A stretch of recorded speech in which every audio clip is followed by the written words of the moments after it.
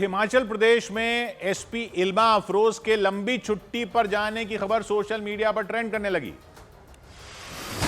हिमाचल प्रदेश के सोलन जिले के बद्दी की एसपी इल्मा अफरोज लंबी छुट्टी पर चली गईं। आरोप है कि कांग्रेस विधायक रामकुमार चौधरी से टकराव के बाद सरकार ने उन्हें लंबी छुट्टी पर भेज दिया। 3 महीने पहले इल्मा अफरोज ने अवैध खनन मामले में विधायक की पत्नी की गाड़ियों के चालान काटे थे। ये मामला सामने आते ही बीजेपी ने राज्य की कांग्रेस सरकार पर हमला बोल दिया। बीजेपी ने आरोप लगाया कि आईपीएस अधिकारी इल्मा अफरोज राजनीतिक साजिश का शिकार हुई। ऐसे ईमानदार अधिकारी को बेइज्जत करके यहाँ से भेजना वो लोगों के लिए भी अच्छा नहीं है और अधिकारियों के लिए भी अच्छा नहीं है। हालांकि कांग्रेस ने बीजेपी के इन आरोपों को सिरे से खारिज कर दिया। कांग्रेस ने सफाई दी कि इल्मा अफरोज के छुट्टी पर जाने का फैसला उनका निजी फैसला है। चालान की वजह से ऐसा नहीं होता और ना विधायक, जहां तक मेरी जानकारी है, ना उनकी पत्नी, उससे कोई संबंध नहीं है। उधर लखनऊ में समाजवादी पार्टी पर निशाना साधने के लिए लगाया गया है बीजेपी का नया पोस्टर सोशल मीडिया पर ट्रेंड होना शुरू हो गया। बीजेपी का नया पोस्टर पार्टी नेता शमसी आजाद की ओर से लगाया गया, जिसमें बड़े बड़े शब्दों में लिखा गया जीतेंगे तो लूटेंगे। साथ ही अखिलेश यादव और डिंपल यादव समेत उनके परिवार के दूसरे लोगों की तस्वीर भी लगाई गई, जिनके ऊपर लिखा गया सपा का एक ही एजेंडा। तस्वीरों के नीचे लिखा गया जीतेंगे तो लूटेंगे। यही नहीं, पोस्टर में सीएजी रिपोर्ट का जिक्र किया गया और अखिलेश यादव पर 97,000 करोड़ के घोटाले का आरोप लगाया गया। बीजेपी नेता शमसी आजाद ने यह पोस्टर लखनऊ में बीजेपी के कार्यालय के बाहर लगाया, जो देखते ही देखते सोशल मीडिया पर ट्रेंड होना शुरू हो गया। यानी 20 नवंबर को होने वाले उपचुनाव से पहले एक और पोस्टर आ गया, जिसने यूपी में चल रही पोस्टर वॉर की आग में घी डाल दिया और पोस्टर वाली लड़ाई तेज हो गई, क्योंकि एक दिन पहले ही बीजेपी ने एक पोस्टर जारी किया था। उस पोस्टर में भी समाजवादी पार्टी ही निशाने पर थी और लिखा गया था कि अली नहीं बजरंग बली चाहिए, करहल से अयोध्या तक चाहिए, रावण नहीं राम चाहिए। पोस्टर में भी सबसे ऊपर बटेंगे तो कटेंगे लिखा गया था। बीजेपी का वो पोस्टर भी सोशल मीडिया पर ट्रेंड हुआ था। इधर बिहार के दरभंगा में एक कार्यक्रम के दौरान नीतीश कुमार की प्रधानमंत्री के पैर छूने की घटना सोशल मीडिया पर ट्रेंड होनी शुरू हो गई। दरभंगा में एम्स के शिलान्यास का कार्यक्रम था और इसी दौरान नीतीश कुमार उठे और प्रधानमंत्री के पास पहुंचे और झुककर उनके पैर छुए, जिसके बाद प्रधानमंत्री अपनी सीट से खड़े हो गए। उन्होंने नीतीश कुमार का हाथ पकड़ लिया, दोनों ने हंसना शुरू कर दिया। ये घटना देखते ही देखते चर्चा में आ गई, सोशल मीडिया पर ट्रेंड भी करने लगी। लेकिन इस मामले पर तेजस्वी यादव ने नीतीश कुमार पर तंज कस दिया।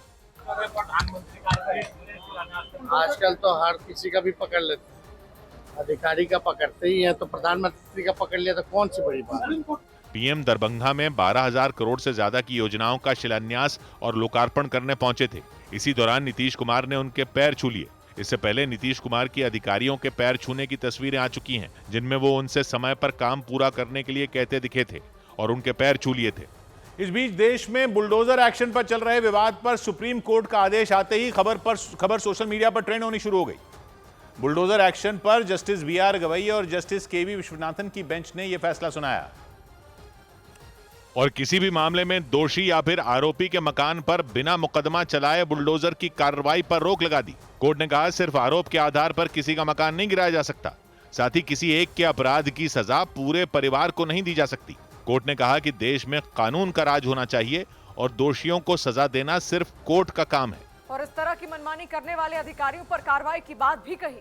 कोर्ट का आदेश आते ही सोशल मीडिया पर खबर ट्रेंड करने लगी। इस मामले में कोर्ट ने दिशा निर्देश जारी करते हुए कहा कि किसी के मकान पर कार्रवाई से 15 दिन पहले उसे नोटिस देना जरूरी होगा और ये नोटिस रजिस्टर्ड डाक से भेजा जाएगा। साथ ही मकान की बाहरी दीवार पर भी कार्रवाई का नोटिस चिपकाना होगा। कोर्ट ने कहा कि अगर अवैध तरीके से इमारत गिराई गई तो अधिकारियों पर अवमानना की कार्रवाई की जाएगी, साथ ही उन्हें जुर्माना भी देना होगा। इसीलिए कोर्ट के आदेश के बाद सोशल मीडिया पर बहस तेज हो गई, जबकि विपक्ष के हमलों के बीच उत्तर प्रदेश सरकार ने कोर्ट के फैसले का स्वागत किया और कहा कि इस फैसले से अपराधियों के मन में डर पैदा होगा। जबकि कांग्रेस ने भी सुप्रीम कोर्ट के फैसले को ऐतिहासिक बताते हुए बीजेपी पर हमला बोल दिया। मुझे लगता है सुप्रीम कोर्ट ने सरकार को आईना दिखाने का काम किया है। उधर समाजवादी पार्टी के अध्यक्ष अखिलेश यादव को भी जैसे ही इस फैसले की खबर मिली, उन्होंने भी बीजेपी पर निशाना साध दिया। कम से कम आज के बाद उनका बुलडोजर हमेशा हमेशा के लिए खड़ा हो जाएगा गैराज में। जबकि बीजेपी ने देश में कानून का राज होने की बात कही और सुप्रीम कोर्ट के फैसले का स्वागत किया। जनता के मन में सुख और अपराधियों के मन में डर, ये जरूर होना चाहिए और सभी नियमों का पालन करके होना चाहिए। हम सुप्रीम कोर्ट के इस वर्डिक्ट का स्वागत करते हैं। हालांकि उत्तर प्रदेश सरकार की तरफ से यह भी साफ किया गया कि बुलडोजर एक्शन पर आया फैसला जमीयत उलमाए हिंद और उत्तरी दिल्ली नगर निगम के बीच हुए एक विवाद पर आया। उधर महाराष्ट्र में चुनाव प्रचार के दौरान कई बड़े नेताओं के हेलीकॉप्टर की जांच की खबर सोशल मीडिया पर ट्रेंड होनी शुरू हो गई। एक दिन पहले चुनाव आयोग ने महाराष्ट्र के लातूर में उद्धव ठाकरे के हेलीकॉप्टर में रखे उनके सामान की तलाशी ली थी। उद्धव ठाकरे ने इस चेकिंग का विरोध किया था। इसके बाद महाराष्ट्र के कई बड़े नेताओं के हेलीकॉप्टर की जांच की गई और यहां तक कि महाराष्ट्र के मुख्यमंत्री एकनाथ शिंदे के हेलीकॉप्टर की भी जांच की गई। चुनाव आयोग की टीम उनके सामान की तलाशी लेती नजर आई। चुनाव आयोग ने इस चेकिंग की वीडियोग्राफी भी की। एकनाथ शिंदे उनसे ये कहते नजर आए कि उनके बैग में सिर्फ कपड़े हैं। कपड़े तो फक्त बाकी काही नाही है, यूरिन पॉट वगैरह नहीं है। इस बयान को एकनाथ शिंदे का उद्धव ठाकरे पर तंज माना गया, क्योंकि एक दिन पहले जब उद्धव ठाकरे के हेलीकॉप्टर की तलाशी ली गई थी तो उन्होंने चुनाव आयोग की टीम से कहा था कि चाहें तो वो उनके बैग के साथ उनके यूरिन पॉट की भी तलाशी ले सकते हैं, जिसके बाद सियासी बवाल खड़ा हो गया था। उद्धव ठाकरे पर बीजेपी ने चुनाव आयोग की टीम के साथ बदतमीजी करने का आरोप लगा दिया था। दूसरी तरफ उद्धव ठाकरे ने आरोप लगाया था कि चुनाव आयोग सिर्फ विपक्ष के नेताओं को निशाना बना रहा है। देवेंद्र फडणवीसची तपासली का, अजित पवार मोदींची तपासली का, अमित शाहची तपासली? उद्धव ठाकरे ने यह वीडियो खुद अपने ही फोन से बनाकर इंटरनेट पर डाल दिया था, लेकिन वीडियो इंटरनेट पर आते ही सियासी बवाल खड़ा हो गया। इसके बाद महाराष्ट्र के कई और बड़े नेताओं के हेलीकॉप्टर की जांच की गई, जिसके बाद हेलीकॉप्टर जांच की खबर लगातार सोशल मीडिया पर ट्रेंड करती रही। महाराष्ट्र के मुख्यमंत्री एकनाथ शिंदे के अलावा केंद्रीय मंत्री रामदास आठवले के हेलीकॉप्टर की जांच भी ली गई और चुनाव आयोग की टीम पुणे में उनके हेलीकॉप्टर में रखे सामान की तलाशी लेती नजर आई। कुछ दिन पहले महाराष्ट्र के डिप्टी सीएम देवेंद्र फडणवीस के सामान की भी जांच की गई थी। उद्धव ठाकरे की तरफ से लगाए गए आरोपों के बाद बीजेपी ने उसका वीडियो जारी किया। उसमें चुनाव आयोग की टीम एयरपोर्ट पर उनके बैगों की तलाशी लेती दिखाई दी। सोशल मीडिया पर एक के बाद एक बड़े बड़े नेताओं के हेलीकॉप्टर की जांच की खबरों से हंगामा खड़ा हो गया। लगातार ट्रेंड होती हेलीकॉप्टर जांच की खबरों के बीच अजीत पवार का नाम भी जुड़ गया। इसके अलावा अजीत पवार के हेलीकॉप्टर की जांच भी की गई। अजीत पवार हेलीकॉप्टर के अंदर बैठे नजर आए और चुनाव आयोग के अधिकारी उनके सामने ही उनके बैगों की तलाशी ले रहे थे।